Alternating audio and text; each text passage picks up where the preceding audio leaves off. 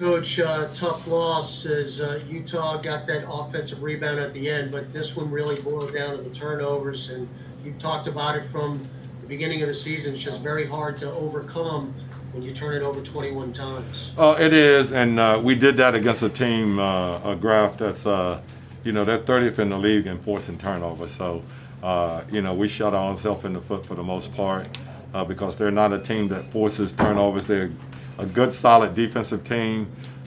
They pack their defense in, and obviously they got a rim protector in Rudy, but you can't turn the ball over 21 times against them. I thought we played really a good first half with the ball movement, and we still managed our turnovers pretty good, but that third quarter we let it get away from us. I think we had 8 turns in the third quarter, and against that team, there's no way you can do that. Well, that being said, you had a shot to win at the end. Bi got the good look. It just hit halfway down and out. Yeah, it was, and he's made a ton of big shots for us this year. But the bottom line is that I don't think it should have come down to that, and we let a golden opportunity slip away. But as I said to the guys, it's something that we got to put behind us because in another day, 2 days, we're going to play another team, a very good team in the Clippers. So we got to put that one behind us and then move on. Hey, Coach, it's Fletcher. How are you? All right. I think I'd be remiss if I didn't ask about Zion's minutes restriction in not playing down the stretch. Was it your decision? Was it predetermined? And do you wish you'd had been able to play him down the stretch? Well, of course, we wish we should have been. We wish we could have played him down the stretch, but he had used the minutes that was given to us. So that's just. That's the way it is. I mean, we weren't going to stick him back out there. Our medical people said that we played him in the minutes that was allowed us to play him, and we'll just move on. I thought he looked good. I thought he had some good moments, and obviously, we're a much better and a much different basketball team when he's out on the floor. Hey, Coach, Christian Clark here. With Zion, I mean, is this just purely a conditioning thing? Is that all this is? I was told the minutes that he could play, and that's what I did.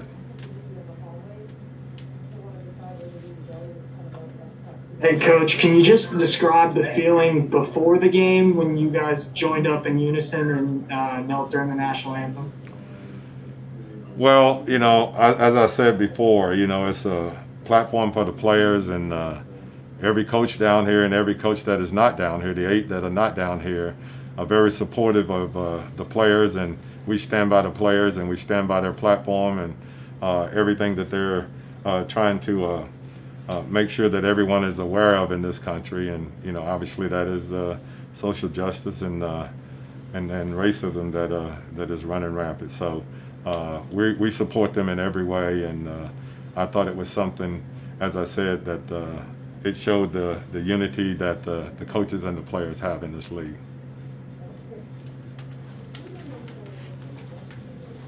Hey, Coach, this is Will Guillory with The Athletic.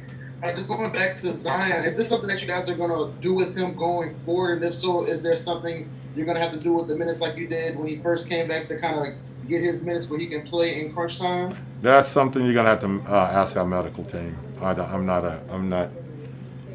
don't know what the numbers are or anything, so that would be something that you'd have to ask the medical team. Alvin, it's Andrew from ESPN. On that last play, obviously, I know you're probably good with Bi getting that shot, but was that the design, or was it to get JJ coming off that screen? You saw he looked like he had a shot there. No, we there were 2 options. Obviously, we liked the ball in Brandon's hand at the end, and we had a pin down for JJ. If he was open, he was going to. The bottom line is that Brandon took a great shot. I thought it was in. It didn't go in. As I said, I'm a little bit disappointed because I didn't really feel like it should come down to that last shot. We had too many turnovers in the third, and our ball movement got a little stagnant, but it's something that we'll correct and we'll move on. Malika, go ahead. Alvin, you've talked about this generational gap, but fighting for the same thing with your players, but you've also talked about being a coach of young men, and one thing that generation has to deal with is is social media, and just judging from the videos I've put out, there's a very mixed reaction, right, to what the display was on the court. How do you coach them in that situation?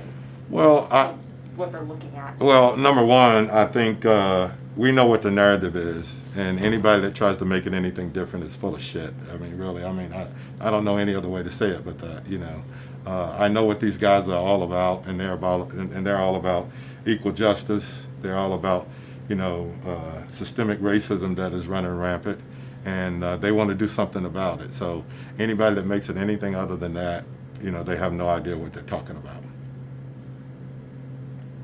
We'll go ahead.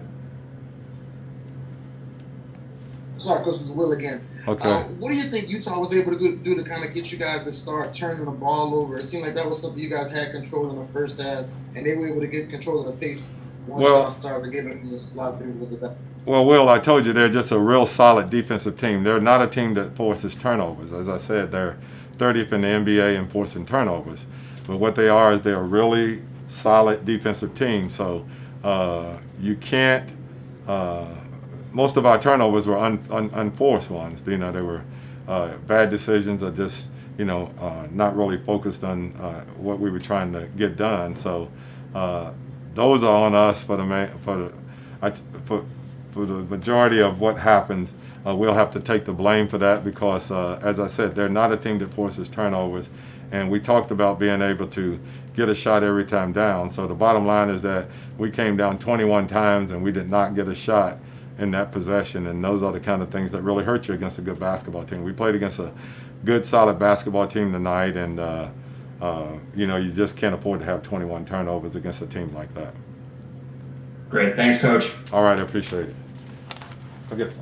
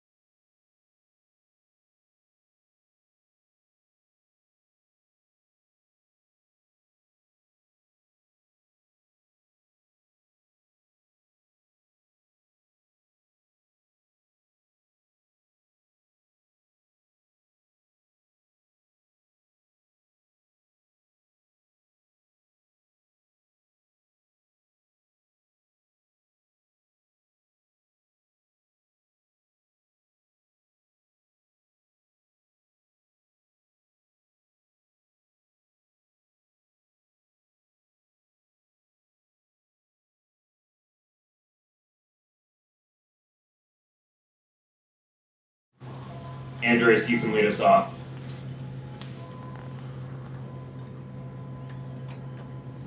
Thank you. Brandon, you had a very solid game today, a wonderful game. Sadly, it wasn't the outcome you guys expected. Can you talk about JJ Redick's performance in addition to your performance, especially that late three that came to kind of change the tide a little bit at the end? Sadly, it didn't go your way, but can you talk about his performance and what that means to this team? His performance was great. I think he means a lot to this team. Just him coming in and giving us a spark on the offensive end, being that he can make any shot on the basketball floor. And we look forward to that every day.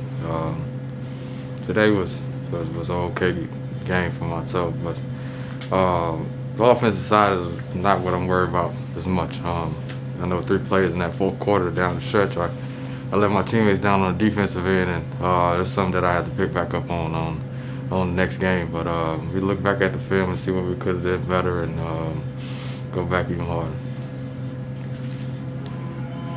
Christian, go ahead.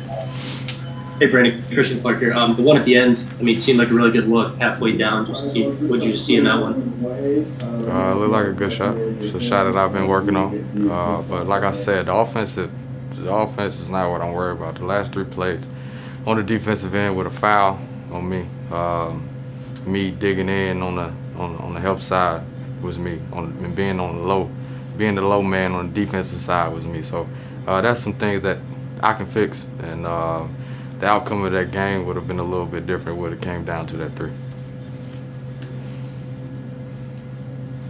What's up, yeah? This Will Guillory from the Athletic. How much do you think the turnovers, especially in the second half, hurt you guys and allowed them to kind of get control of the pace?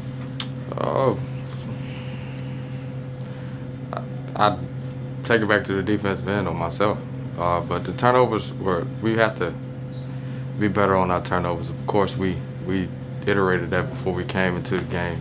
I think I rushed a few shots in that fourth quarter. I don't think I was patient enough in that fourth quarter, but we'll get back at it. Hi, Brandon. This is Ollie Cosell with the Bird Rights. The starters you guys were great all season during the regular season, but to start the game today and then both at the start of the third quarter, you guys really struggled. Can you pinpoint on exactly why that was? I'm not sure. Like I said, we might have to go back at the film. I know turnovers was a problem, maybe conditioning, fatigue. But I'm sure there's things that we can fix if we go back and look at the film and try to correct them in the next practice in the next game. Do you have anything else for BI? Thank you. Great. Thanks, BI.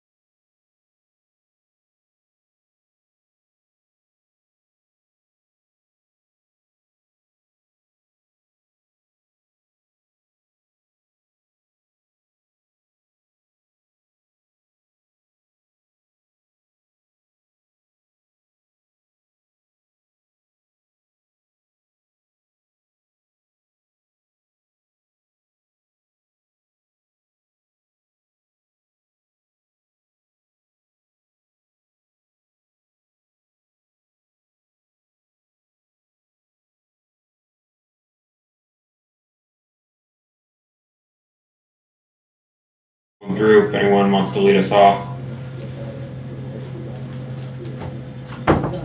Andres, go ahead, please. Thank you. Jrue, sadly, and like we said to Brandon, this game didn't go like you guys expected it. But what is the biggest takeaway from a game that you end up losing after winning by as much as 16 points? I think that once we kind of this is kind of the first game and you kind of get out the way, but just down the stretch, man, I think kind of the middle of the third into the fourth, we kind of lost our pace a little bit. If we continue to do that, I feel like the game would have been a different turnout. I know it's been more than 4 months since you guys had played a game. Did you feel like the turnovers were just the result of that, just so much time off? I think it's a little bit of fatigue. I think when we came out, we kind of had that adrenaline rush, and once we went into halftime, they felt like Utah just stayed consistent. And for us, our turnovers were just inflicted on ourselves, by ourselves. So again, if we can keep that pace up, we can not kind of get tired toward the end of the game. I really felt like our turnovers would go down. What's up, Jrue? This is Will Giller with the Athletic. You mentioned how they were able to kind of get you out of that pace y'all were playing. What did they do to kind of stop you from playing, as fast as you were? Right. I don't think it was them. I think it was us. Again, we got to push through it. We got to push through it. If we need a sub or something like that, come out, get our rest, and keep going. Maybe change our sub patterns a little bit and be able to go out there, utilize guys and kind of max them out in short spurts here and there, and then be able to finish out the game. Jrue, you guys, the starters have been typically great all season, but you guys had a really tough start to the game and then coming out of halftime as well. Do you feel like maybe getting Zion Williamson back into the lineup hurt, or can you pinpoint exactly maybe what went wrong there for you guys? No, again, it's the first game of the season. Even though we had 3 scrimmage games, it's still the first game, and implementing Zion back. We want to get him going early. We figured he wasn't going to play that much, but again, he's such a force. You kind of have to look for him down there. But I feel like, you know what I mean. At the beginning of the game, that's completely fine. I feel like what we did after that is something that we look forward to. Jrue, this is Shamit Dua from Bourbon Street Shots. You guys have played a few games, a few scrimmages without fans. Now, this time you guys had virtual fans. Was that any different? Did you guys notice any of that? What was that experience like? It was still weird. That's never not going to be weird. Again, if you make a nice move or a nice shot, there's one play out there where you can hear the slap, and usually with the crowd, you usually can't hear that slap down because it's so subtle. But when you don't have people out there, it seems like it's super loud. So again, just little things like that. Being physical and it being just kind of so quiet is different. Fletcher, go ahead. Thank you. Jrue, I guess if you could talk, it's been up and down with Zion. How much different is it when he's in, when he's out? Do you all notice it down the stretch? Does it affect in any way what you all do and how you do it? No, I think we try to play the same. Again, I think today we knew that he wasn't going to play that much, so when he was in, we tried to kind of get him back. And, he had quarantined for 4 days, and we didn't really practice like that just because, we had our first game coming. But, again, I feel like we try to be consistent with if he's playing or not. Hey, Jrue, I'm just curious what your thoughts were on both the presentation before the game, before the national anthem, and then kind of what were your emotions and thoughts as you guys knelt for the anthem as it was played, kind of that whole experience? Yeah, just to be able to feel like we're bringing people together. 2 teams who are about to go out there on the court and battle, we can also come together and fight for something. And I feel like that was huge. That's one of the reasons why I feel like we came back and why the league wanted us to come back, is because we want to make a statement and we want to show people that we are unified as a league. Jrue, you were also mentioning how fatigue played a part in today's game. Is there anything that you guys are still getting used to in the new setup, in the new bubble? No, I just think we kind of ran out of gas toward the end, especially the fourth quarter.